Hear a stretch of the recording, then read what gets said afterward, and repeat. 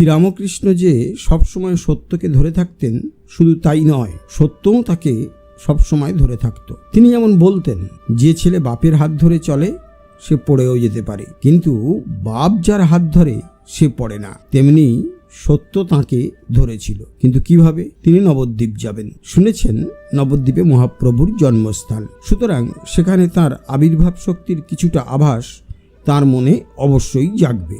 যেমন বৃন্দাবনে গেলে শ্রীকৃষ্ণের উদ্দীপনা হয়, তেমনি নবদ্বীপেও মহাপ্রভুর উদ্দীপনা হওয়া উচিত। কিন্তু ঠাকুর বলছেন, সমস্ত জায়গা ঘুরে দেখেও কোনো উদ্দীপনা তার মনে জাগল না। হতাশ হয়ে তিনি যে নৌকা করে এসেছিলেন সেই নৌকাতেই গিয়ে উঠলেন।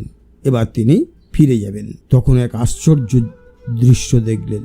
দুটি কিশোর গৌর নিতাই আকাশপথে হাসতে হাসতে ঠাকুরের দিকে ছুটে আসছে, আর তিনি ওই এলো রে, ওই এলো রে বলেই সমাধিস্থ। সমাধিভাব ভঙ্গ হওয়ার পর তিনি বলেছিলেন, হয়তো জলেই পড়ে যেতাম, হৃদয় পাশে ছিল, সে আমাকে ধরে ফেলল। আসলে নবদ্বীপে যেখানে মহাপ্রভুর বাড়ি ছিল, সে বাড়ি গঙ্গা স্রোতে ভেসে গঙ্গাবক্ষে অনেক দিন আগে চলে গিয়েছে। তাই নবদ্বীপ শহরে তার উদ্দীপনা না জাগলেও যেখানে মহাপ্রভুর জন্মস্থানের মাটি রয়েছে, যা নদীর গর্ভে বিলীন হয়ে গিয়েছে, সেখানে ঠিক তার উদ্দীপনা জাগল। সত্য তাকে দেখিয়ে দিল, শহরের এখানে ওখানে নয়, মহাপ্রভুর জন্মস্থান ঠিক এইখানে।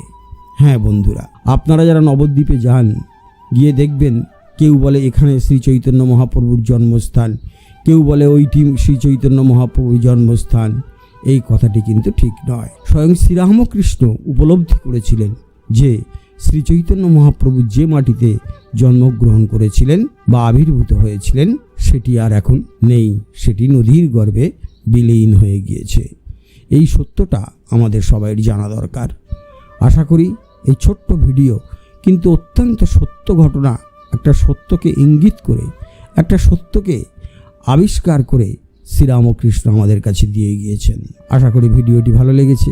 যদি ভালো লেগে থাকে তাহলে প্রতিদিনের মতো লাইক, শেয়ার, কমেন্টস করবেন।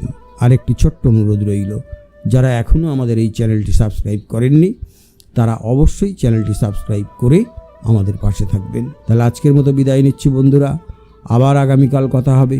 নমস্কার, ধন্যবাদ।